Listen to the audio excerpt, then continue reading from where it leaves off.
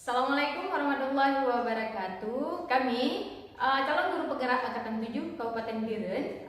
Saya sendiri Rizka Rianda dari SMA Negeri 1 Samalanga dan teman saya Hafizah dari SMP IT Al Mubarak. Oke. Saya Desianti SMP Negeri 3 Samalanga.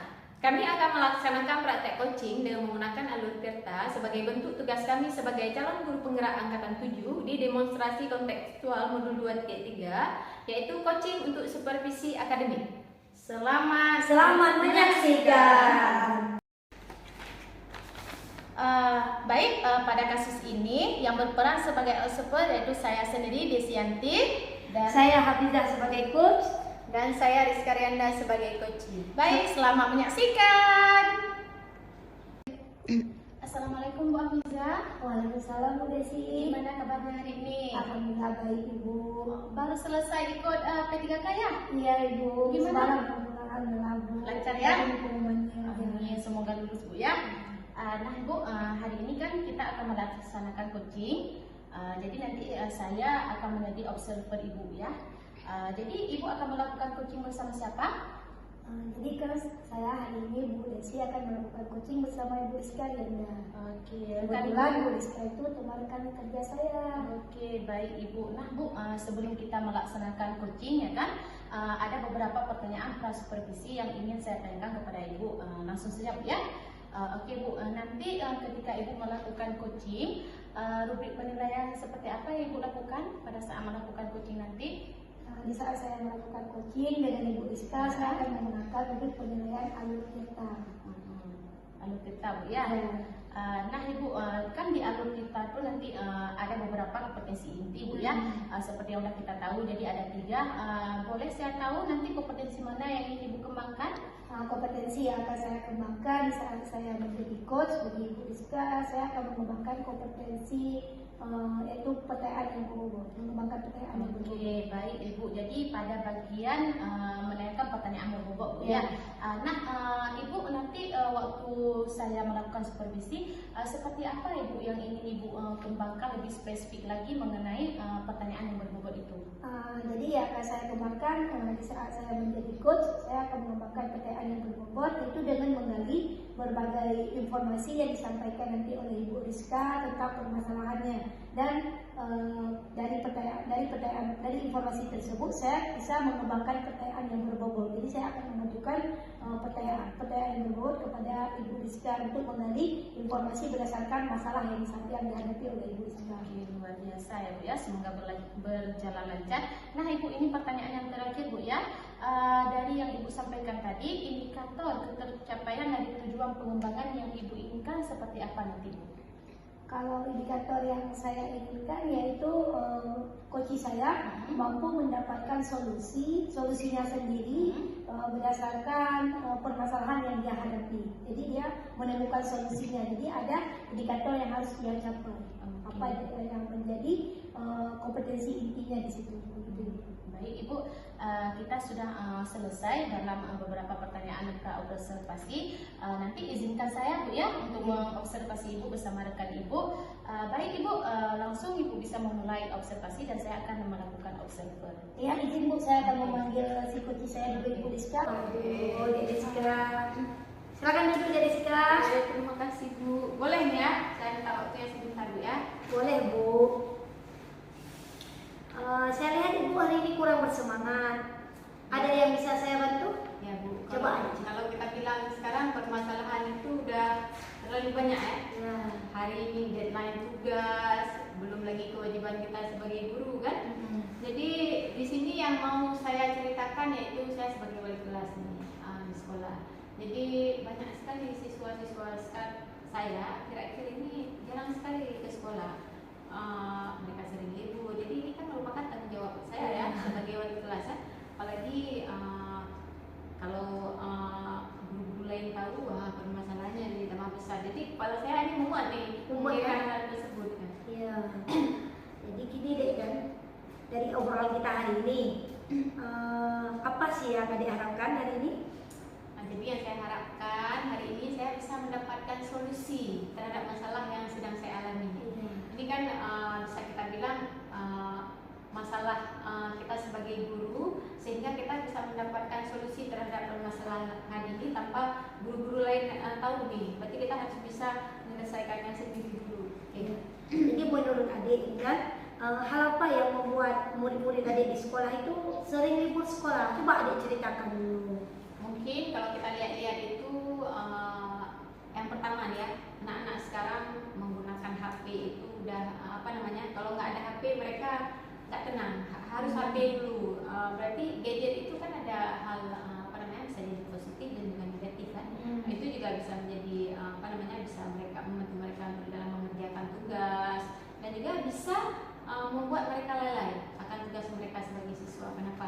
HP juga bisa dimanfaatkan hanya untuk bermain WA aja, bermain Facebook kan.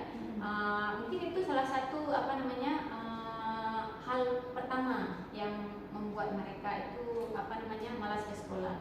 Yang kedua itu media sosial. Seperti yang kita tahu sekarang dibandingkan kita guru ya, siswa itu lebih jago dengan media sosial. Mereka punya TikTok, punya CapCut, punya Facebook. Kadang-kadang kita aja nggak punya ya. Kita aja sebagai guru itu nggak punya media sosial selengkap siswa kita di sekolah. Kemudian hal yang terakhir itu pertemanan, karena kalau si anak itu salah dalam bergaul itu juga bisa menjadi hal yang negatif ya, sehingga membuat mereka melupakan tugas mereka sebagai siswa. Sehingga di sini kendala yang paling utama yaitu mereka pada saat malam hari mereka asik aja main HP, bisa di warung kopi, bisa di tempat-tempat umum. Seharusnya sebagai siswa kita jam 10 malam kan udah tidur karena besok kewajiban kita sekolah kan. Sehingga mereka malamnya nggak tidur, jadinya paginya itu mereka nggak sanggup bangun tidur untuk ke sekolah. Makanya kalau udah terlambat kan nggak kasih masuk lagi ke sekolah, makanya mereka sering nggak masuk sekolah. Karena sering bergadang malam ya, apalagi lagi Piala Dunia kan. Iya, Gadangnya sampai larut malam Iya, kan. betul. Ya betul. Nah, asik. Besok pagi nggak sanggup bangun lagi kan. Ya, emang itu kendala siswa sekarang. Kalau kita lihat di absen udah full alfa semua. Iya. Nah, itu kan jadi beban juga bagi kita wali kelas ya kan. Apalagi kalau Piala Dunia, aduh.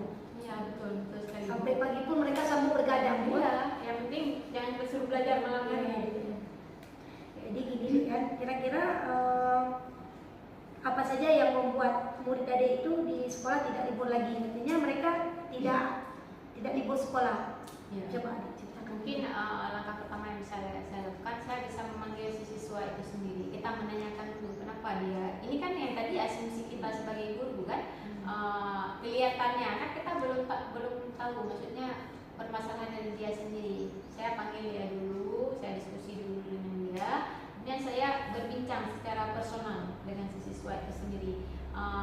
Kemudian di sini saya akan menerapkan tiga restitusi, yaitu yang pertama menstabilkan identitas dulu, memvalidasi kesalahan, kemudian menanyakan keyakinan. Kemudian dengan menerapkan restitusi ini bisa membantu siswa untuk mengeluarkan undang-undang atau menceritakan apa yang dia alami kepada saya. Mungkin itu langkah pertama, saya jumpai dulu si siswanya, saya tanyakan dulu kenapa dia sering libur sekolah. Mungkin itu. Oh iya, berarti saya sangat setuju ya, pendapatnya ini luar biasa. Saya pun sangat setuju dengan pendapat adik. Jadi ada nggak langkah apa lagi yang bisa adik lakukan ke depannya, langkah yang bagaimana yang dilakukan? Oke, mungkin langkah selanjutnya yang bisa saya lakukan, saya bisa juga setelah memanggil siswa, kemudian saya bisa melaporkan kejadian ini kepada pihak ini konselingnya, bimbingan konseling di sekolah. Jangan nanti di saat ada sidang kenaikan kelas, jangan hanya wali kelas yang mengetahui permasalahan ini. Jadi pihak sekolah yang lain seperti guru BK juga harus mengetahui permasalahan ini. Karena dengan memberitahukan kepada guru BK, jadi di sini guru BK bisa memanggil orang tua siswa. Berarti karena pemberitahuan untuk orang tua itu juga sangat penting. Mana tahu orang tuanya juga nggak tahu anaknya nggak sekolah, mana tahu dari rumah sekolah, nanti sampai sekolah nggak ada siswanya. Iya, kan? betul. Itu kan sering kejadiannya. Jadi langkah selanjutnya yaitu bisa memanggil orang tua, kemudian kita bisa mencari solusi sama-sama terhadap permasalahan yang sedang dialami sama si siswa. Jadi orang tua itu tahu juga ya. Ya, Kadang-kadang di rumah mereka sekolah, Iya. tapi nggak sampai pada Ya, sekolahnya. betul, ya. Entah kapan nanti baju lagi kan udah Betul, ya. baju hari-hari mereka pakai. Kita dari pihak sekolah mikirnya oh dia di rumah, orang tua di rumah, dia mikirnya di sekolah kan. Jadi Iya, jadi efeknya nanti wali kelas ya, Dik, ya. ya, ini kan tanggung jawab saya juga sebagai wali kelas ya. Jadi sekarang strategi apa yang ingin adik gunakan untuk menyelesaikan permasalahan adik yang tadi? Coba adik Oke, sampaikan kalau dulu. kita bilang strategi itu banyak sekali ya yang bisa kita lakukan. Salah satu mungkin saya sebagai wali kelas ya, saya harus membangun komunikasi yang baik dulu dengan mereka. Karena dengan komunikasi yang baik bisa membantu membantu mereka lebih dekat dengan kita ya. Iya. Mereka bisa meluahkan apa yang sedang dirasakan, apakah permasalahan yang sedang dialami dengan temannya, dengan orang tua kan. Itu kan hal yang ini dulu kan, hal yang sangat bagus yang bisa kita laksanakan, karena dengan menjalin komunikasi yang baik dengan mereka, kita bisa membimbing mereka ke arah yang lebih baik. Kemudian strategi yang kedua, saya bisa memberikan motivasi yang positif kan. Kalau kita bisa memberikan gambaran-gambaran orang yang sudah sukses kepada mereka, biar mereka bisa ya bisa, oh ini ya, kalau saya berbuat seperti ini nanti konsekuensinya ini yang harus saya terima. Kalau saya rajin, berarti nanti saya akan dapat impact yang bagus, ya kan? Sehingga dengan strategi-strategi yang bisa saya gunakan ini bisa membuat mereka menjadi lebih baik. Kemudian di sini saya bisa mendorong mereka untuk terus melakukan hal-hal yang bermanfaat. Misalnya mereka bisa memanfaatkan HP mereka itu untuk belajar sama guru di sekolah. Kan sekarang banyak sekali guru-guru sekarang kan udah menerapkan media-media pembelajaran yang bervariatif ya, bisa kita bilang. Sekarang rata-rata itu kalau di sekolah cuma kalau guru-guru yang muda itu semua udah menerapkan HP itu sebagai media pembelajaran. Sebenarnya mereka jangan memanfaatkan gadget atau HP itu untuk hal yang tidak bermanfaat. Kemudian di sini saya juga bisa mengajak strategi yang lain yang bisa saya lakukan. Saya bisa mengajak orang tua si siswa ini untuk ikut berpartisipasi, karena kalau di sekolah itu orang tua dia kita ya sebagai guru ya. Kalau di rumah itu kan orang tuanya ibu bapaknya ya. Karena kan itu berbeda kan. Sehingga saya berharap dengan strategi-strategi yang saya terapkan ini bisa membantu mereka dalam tetap aktif sekolah dan tidak libur sekolah lagi, sehingga pembelajaran yang mereka terima itu maksimal. Berarti kalau di sekolah adiklah sebagai orang tuanya. Iya, betul. Kalau di rumah itu udah orang tua kandungnya ya. Berarti bagus sekali ya rencana adik ke depannya, mudah-mudahan berhasil apapun yang adik inginkan. Jadi kira-kira nih adik kan, kapan mau adik laksanakan rencana yang telah adik susun secara matang tadi, sangat luar biasa rencananya. Actionnya kapan ini? Kalau kita bilang action, kalau bisa itu secepatnya, sehingga permasalahan ini bisa cepat terselesaikan ya. Kalau rencananya nanti pas sekolah saya langsung menjumpai siswa tersebut, kemudian menanyakan permasalahan dia dan langsung mempraktekkan rencana-rencana yang sudah saya ini tadi. Iya, bagus sekali ya. Jadi komitmen apa yang adik terapkan terhadap rencana ini? Komitmennya apa nih? Kalau kita bilang komitmen, kita sebagai guru dulu ya, komitmen kita berarti kita harus menunjukkan kesungguhan biar si anak itu, oh betul ibu ini mau mau betul-betul membantu saya supaya saya berubah ya, biar biar pelajaran saya tidak tertinggal kan gitu kan. Berarti kita di sini sebagai guru harus mengarahkan atau segala kemampuan kita sehingga kita bisa menjadi guru yang profesional dalam melaksanakan tugas kita sebagai guru di sekolah ya.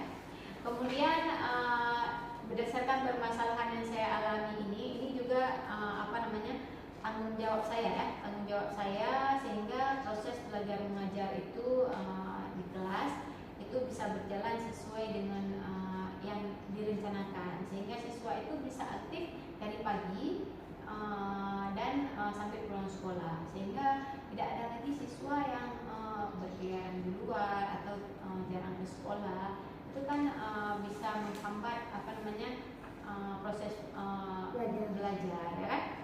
Jadi di sini saya juga harus bisa membawa perubahan tingkah laku sehingga saya sebagai wali kelas bisa membimbing dan juga menuntun siswa-siswa saya untuk terus berada di lingkungan sekolah dengan dengan pembelajaran yang positif dan juga mereka bisa menerima pembelajaran yang diberikan sama guru itu dengan maksimal. Wah, bagus sekali ini ya. Saya aja nih sangat mendukung apa yang adik rencanakan, komitmen adik. Mudah-mudahan semuanya berjalan dengan lancar dan sesuai dengan harapan adik. Apalagi ada wali kelas di sekolah kan, orang tua kedua dari siswa kan.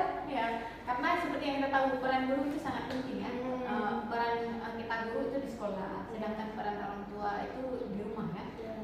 Berarti kita dari pagi sampai siang itu tanggung jawab kita sebagai ibu ya.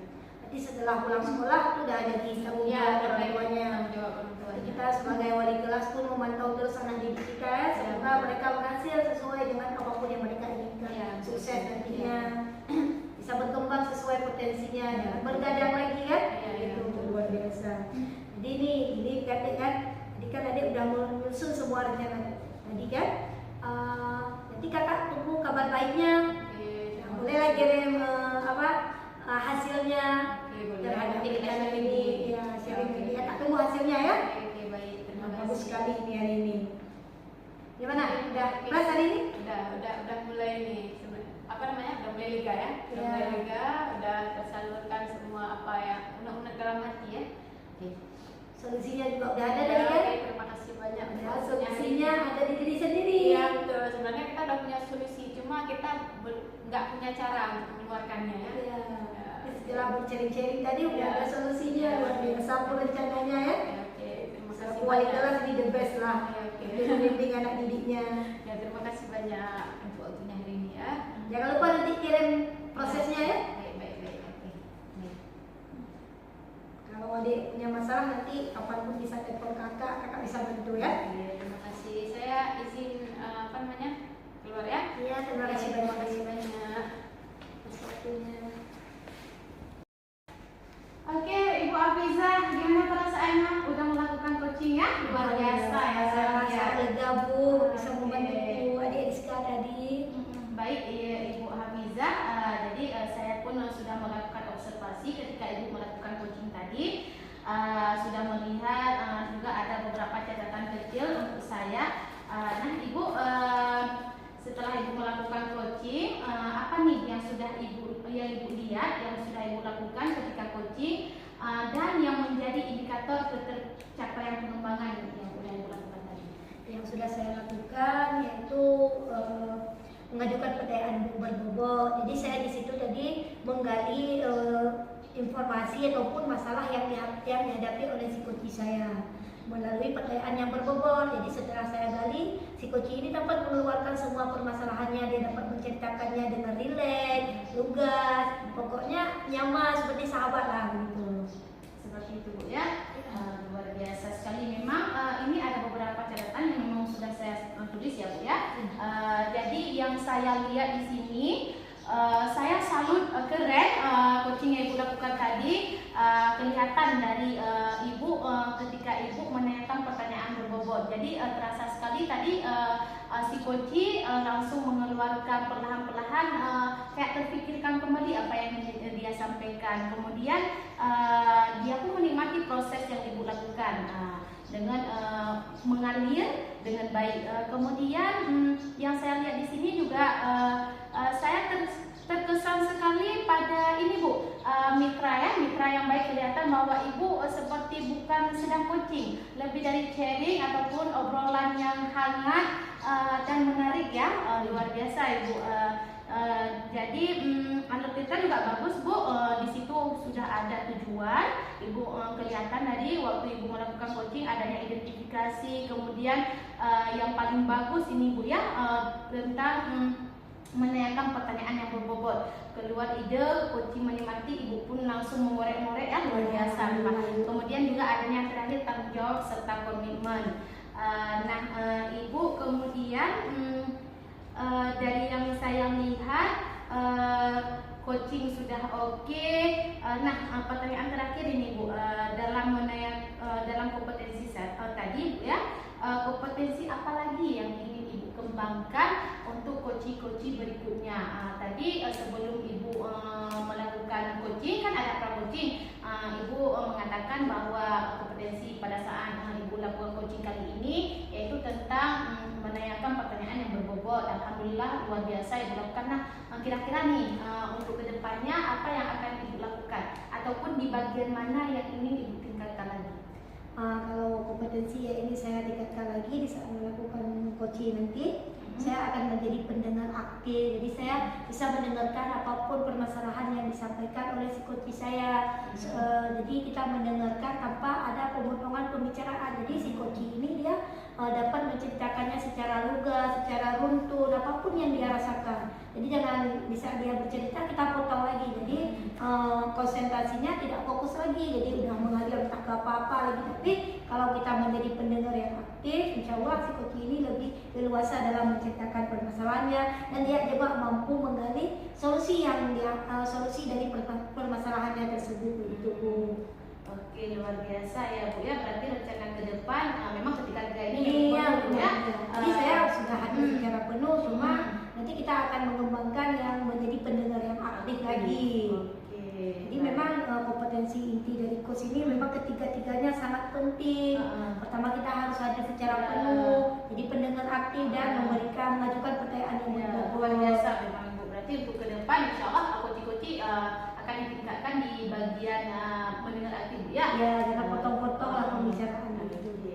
Luar biasa ya Bu ya. Semoga rencana Ibu bisa menjadi coaching yang terbaik ya. Bisa menjadi inspirasi juga buat orang, terlaksanakan dengan lancar. Oke, semoga kita semua bisa sukses. Terima kasih Bu atas waktunya. Terima kasih sudah mengizinkan saya sebagai observer Ibu untuk kali ini. Semoga kita bisa bertemu di lain kesempatan Bu ya. Ya, terima kasih juga Bu. Sekian. Ini strategi apa?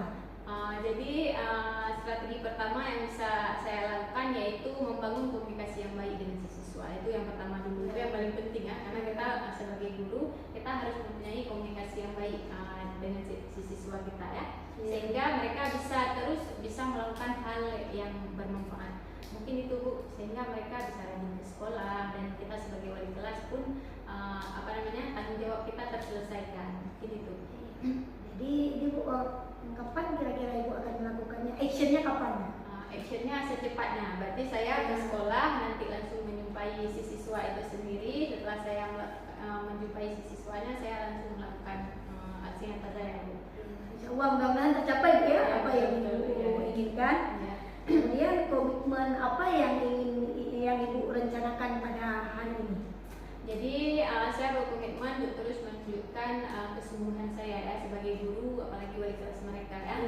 Berarti saya dulu sebagai guru harus menunjukkan kepedulian terhadap mereka ya kan, sehingga mereka tidak sungkan lagi untuk menceritakan permasalahan kepada saya. Jadi di sini saya juga harus bisa membawa perubahan terhadap mereka, sehingga mereka bisa tumbuh dan berkembang sesuai dengan kodrat alam dan kodrat zamannya Bu ya. Biasa Bu ya. Mudah-mudahan nanti apapun yang Ibu inginkan, apapun tujuan Ibu tercapai ya. Saya tunggu kabar baiknya ya Bu ya. Nanti setelah actionnya saya tunggu kabar baiknya. Jangan lupa Ibu kabari saya Bu ya. Gimana Bu hari ini, sudah fresh?